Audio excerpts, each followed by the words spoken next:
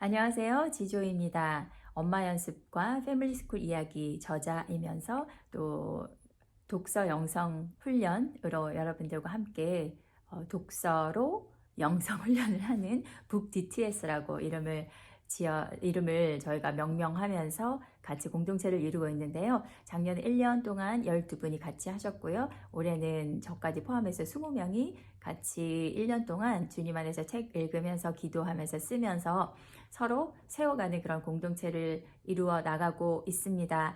새해가 밝은 지 벌써 한 달이 지났습니다. 여러분들 신앙 점검 하셔야 될 때가 됐네요. 새해에 결심했던 것들 있죠. 올해는 꼭 성경을 잘 읽어야지, 매일매일 기도해야지, 그리고 다른 사람들에게 좀 분노를 발산하지 않고 화를 내지 않고 우리 특별히 자식들에게 하나님의 사랑을 잘 전하는 한 해가 돼야지 라고 이제 여러 가지 것들을 결심하셨을 텐데 점검해 보면 참 좋을 그런 시간이라는 생각이 들어요. 한 달이 너무 금방 갔죠. 1년이 또 금방 훅 갈 것입니다. 그리고 어느새 우리는 백발 노인이 되어 있겠죠. 인생은 그렇게 쉼없이 시간이 흘러가고 있기 때문에 우리는 날마다 성숙해 가지 않으면 세상에 그냥 휩쓸려 갈 수밖에 없는 그런 세상에서 우리가 살고 있습니다. 여러분들도 너무 뼈저리게 느끼시죠? 그래서 점점점 이렇게 독서 영성 훈련에도 관심을 더 많이 가지시는 것 같아요. 사실 몇 분을 제가 잘랐어야 됐었어요.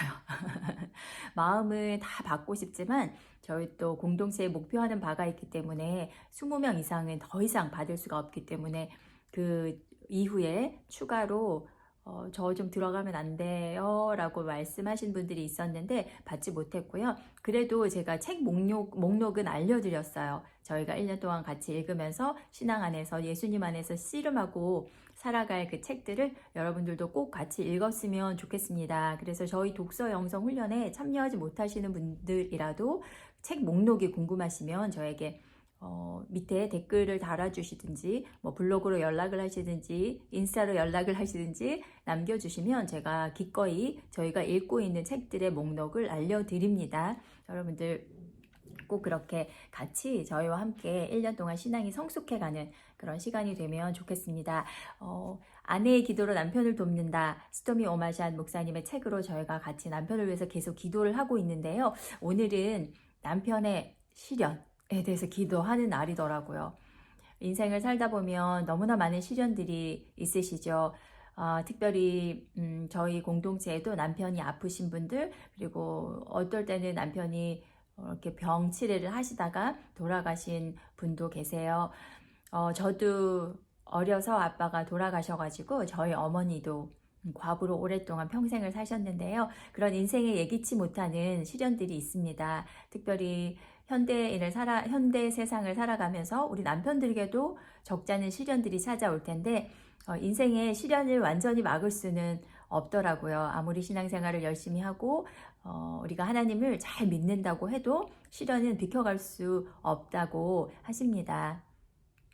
그렇지만 하나님께서 우리와 함께 하시기 때문에 그 시련에 대한 수용할 수 있는 폭은 조금 다른 것 같아요. 하나님이 없는 삶, 하나님을 알지 못하는 삶, 예수님을 알지 못하는 사람들은 도대체 이렇게 어려운 인간의 시련을 어떻게 견뎌내나 가끔 그런 얘기들을 주고받을 때가 있는데요.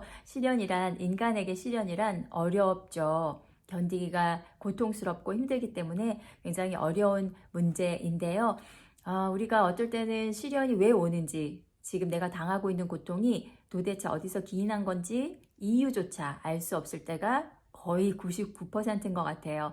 우리가 단지 할 수 있는 것은 그럼에도 불구하고 우리를 사랑하시는 하나님을 신뢰하는 것.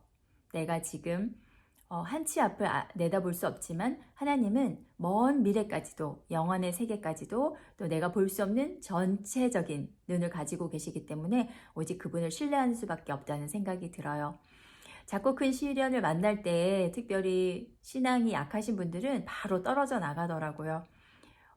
우리가 보기에 그렇게 큰 고난이 아닌데도 작은 어떠한 돌뿌리 같은 데 넘어져도 신앙을 버리는 사람들을 많이 봤어요.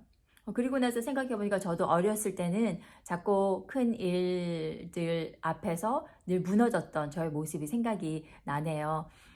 그래서 결국에는 우리가 하나님을 아는 만큼 이 시련을 극복하기가 쉬운 것 같아요. 그리고 하나님을 아는 만큼 이 시련을 통과할 수 있는 그 인내심이 생기는 것 같아요. 그래서 우리 남편들이 어렵고 힘든 일을 또 사회생활을 하다 보면 많이 만날 텐데 그때마다 하나님께서 하나님의 사랑으로 예수 그리스도의 이름으로 그리고 성령의 능력으로 돌파할 수 있도록 도와주세요. 라고 우리가 기도를 해 드릴 수가 있겠습니다. 인간이 당하는 그 시련에 대해서 정말 좋은 예라고 생각되는 것은요. 저희 남편이 파도 타기를 하셨었거든요. 지금은 이제 아이고 제가 카메라를 쳤어요.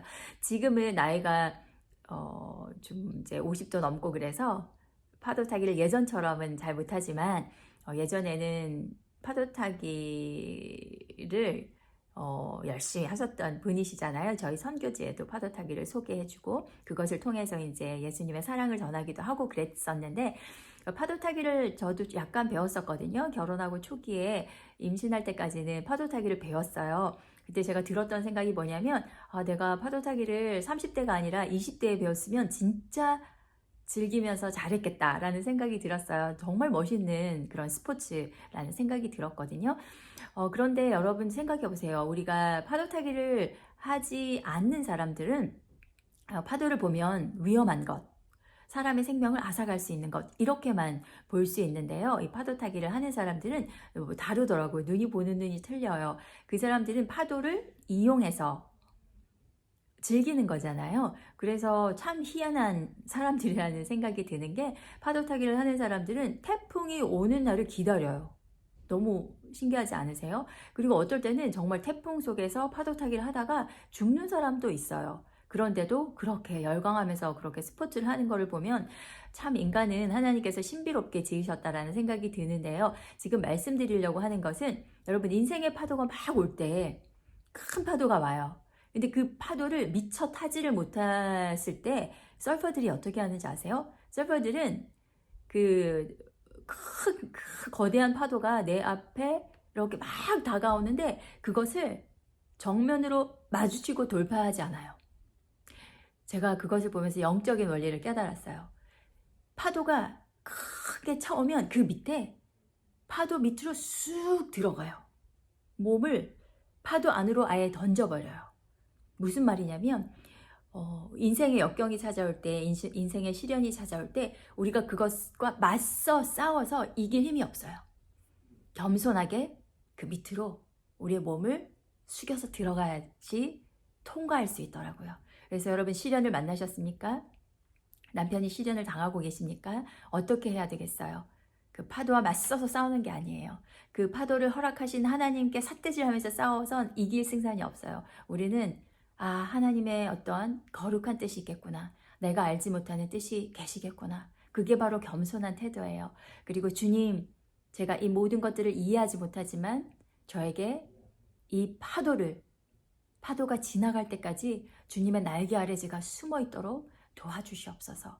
라고 얼른 주님 품에 숨는 것, 얼른 주님 앞에서 몸을 낮추는 것, 그것이 우리가 유일하게 인생의 시련, 인생의 파도를 지나갈 수 있는 길이라는 생각이 들어요. 여러분 남편을 위해서 그렇게 격려해 주시고요. 여러분들도 혹시 시련을 지나가고 계시다면 겸손하게 몸을 납작 엎드리시고 주님 앞에 도움을 청하시면 좋겠습니다. 스토미 오마션 목사님은 어떻게 기도를 했는지 제가 같이 읽으면서 기도하겠습니다. 주님, 남편이 짊어지고 있는 짐의 무게를 아는 이는 오직 주님뿐이십니다. 남편의 어깨에 적절한 짐을 지우시는 분은 또한 주님이십니다. 주님께서 그의 삶 속에서 하시고 계시는 일을 제가 축소하려 들지 않겠습니다. 왜냐하면 주께서 시련 중에 큰 일을 행하신다는 것을 알고 있기 때문입니다. 또한 저는 당연히 그가 직면해야 할 일을 막으려고 애쓰지도 않겠습니다. 단지 남편이 이 싸움을 잘 이겨나가도록 남편을 지원하기를 원합니다. 하나님, 주는 우리의 피난처시요 힘이시며 환난 중에 만날 도움이십니다. 주님께서는 긍휼하심을 받고 때를 따라 돕는 은혜를 얻기 위하여 은혜의 보좌 앞에 담대히 나아가도록 우리를 초청하셨습니다. 이제 주님의 보좌 앞에 나아가 남편을 위해 은혜를 간구합니다. 이 싸움을 위해 그의 심령을 강건케 하시고 그로 하여금 끈기 있게 주를 앙망하게 하여 주시옵소서. 남편을 일으켜 세우사 어떤 일에 직면하더라도 강건하게 극복할 수 있게 하여 주시옵소서. 남편을 도와주셔서 항상 소망 중에 즐거워하며 환난 중에 참으며 기도에 항상 힘쓰도록 도와주시옵소서. 중도에서 포기하지 않고 끝까지 다름질을 할 수 있는 인내력을 남편에게 허락하여 주시옵소서. 주님께서 대저 의인은 7번 넘어질지라도 다시 일어난다라고 말씀하셨기 때문에 그 말씀을 신뢰합니다. 남편이 여호와께서 사람의 걸음을 정하시고 그 길을 기뻐하시나니 저는 넘어지나 아주 엎드려지지 아니함은 여호와께서 손으로 붙드심이로다. 이렇게 말씀하신 것을 기억하게 하여 주시옵소서. 주님 간구합니다. 남편이 이 재앙이 지나가기까지 주의 날개 그늘 아래서 피할 수 있도록 도와주시옵소서. 여호와를 앙망하는 자는 새 힘을 얻으리니 독수리의 날개치며 올라감 같을 것이요 다름박질하여도 곤비치 아니하겠고 걸어가도 피곤치 아니하리로다. 아멘. 그런즉 남편이 주를 앙망하는 법을 배우게 하여 주시옵소서. 간구하오니 그가 주 안에서 힘을 얻게 도와주시며 그가 주께 부르짖을 때 주께서 그 소리를 들으사 그 모든 공경에서 그를 건져 주시옵소서. 예수 그리스도의 이름으로 기도하였습니다. 아멘.